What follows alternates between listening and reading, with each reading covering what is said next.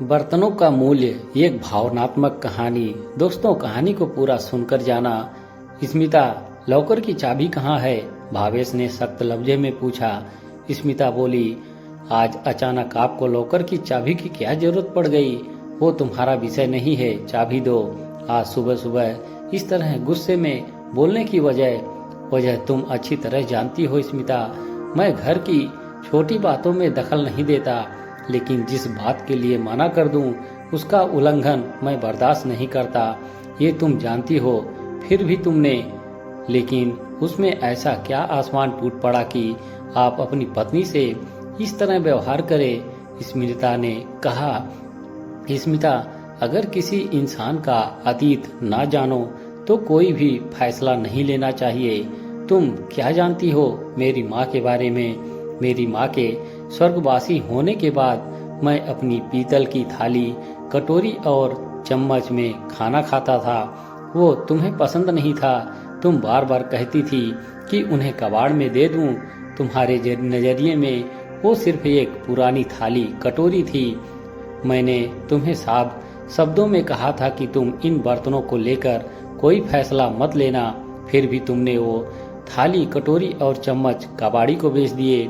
अगर तुम्हें मेरी माँ की थाली पसंद नहीं थी तो उनके पुराने गहनों पर भी तुम्हारा कोई हक नहीं है। चाबी दो। वो गहने मैं किसी गरीब को दान करना चाहता हूँ। स्मिता बस देखती रह गई। तभी अंदर से बेटा श्याम आया। पापा, आप इतने गुस्से में कभी नहीं होते, आज क्या हुआ? मैंने आंखों में आंसू लिए कहा, तेरी दादी और मेरी माँ की एक याद को तेरी माँ ने कबाड़ में बेच दिया, वो भी मेरी स्पष्ट मना करने के बाद। लेकिन पापा, वो तो सिर्फ एक थाली। बेटा, अगर इसका इतिहास जानना है तो चलो आज गांव चलते हैं। आज मैं ऑफिस नहीं जाऊंगा।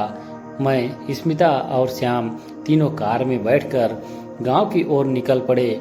गांव के मंदिर के पास कार रोकी, अंदर गए। वहां पंड्या दादा दौड़ते आए। अरे भीखा तू! स्मिता और श्याम हक्के बक्के। एक बड़े कॉरपोरेटर कंपनी का जनरल मैनेजर जिसकी तनख्वाह 2 लाख रुपए महीना है, उसे कोई भीखा कहे? मैंने पंडित जी के चरण छुए। उन्होंने कहा, बहुत बड़ा आदमी बन गया है बेटा। मैंने कहा, सब माँ और भगवान की कृपा है। हम मंदिर में दर्शन करने के लिए गए। पंड्या दादा ने कहा, बिना खाना खाए जाने नहीं दूंगा। उन्होंने पूछा, बात हाथ में नहीं आई। मेरी नम आंखें देखकर वो समझ गए। बोले, तेरी माँ के में अजब का आत्मविश्वास था। पढ़ी लिखी कम थी, लेकिन तेरा पालन पोषण बिना पिता के किया, ऐसा कोई पिता भी नहीं कर सकता।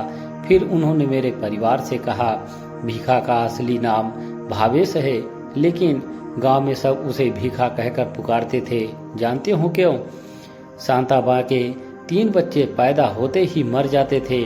जब चौथे नंबर पर ये भावेश पैदा हुआ तो माँ ने मन्नत ली कि उसका बेटा लंबी उम्र जिए तो वो जीवन भर चप्पल नहीं पहनेगी और 1 साल तक 5 घरों से भीख मांगेगी। गर्मी, सर्दी, बरसात, नंगे पांव भीख मांगकर बेटे के लिए भोजन जुटाना कोई आसान काम नहीं। भीखा तो बच गया, लेकिन 1 साल बाद उसका पिता चल बसा। उस टूटे हुए समय में भी शांताबा ने हार नहीं मारी। गांव का हर काम करती और बेटे को मंदिर में पढ़ने के लिए छोड़ जाती। उसका सपना था मेरा बेटा बड़ा साहब बने। मैं फूट फूट कर रो रहा था। मेरा बेटा श्याम भी दादी की बातें सुनकर रो पड़ा। पत्नी स्मिता हाथ जोड़कर बोली, मुझे माफ कर दो भावेश। माँ को समझने के लिए 10 जन्म कम है। भावेश ने चेकबुक निकाली और पंड्या दादा से कहा, ये 2 चेक हैं, 1 लाख का मंदिर के लिए, 1 लाख आपके लिए।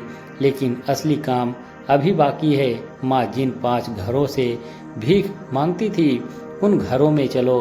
पंड्या दादा ने मुझे 5 घर दिखाए।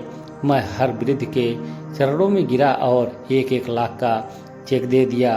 रास्ते में पंड्या दादा बोले, बेटा, लोग 13वीं अस्थि विसर्जन करते हैं, लेकिन आज तूने अपनी माँ को सच्चे अर्थों में मुक्त कर दिया है। तू जैसा बेटा सबको मिले। हम लौटने लगे।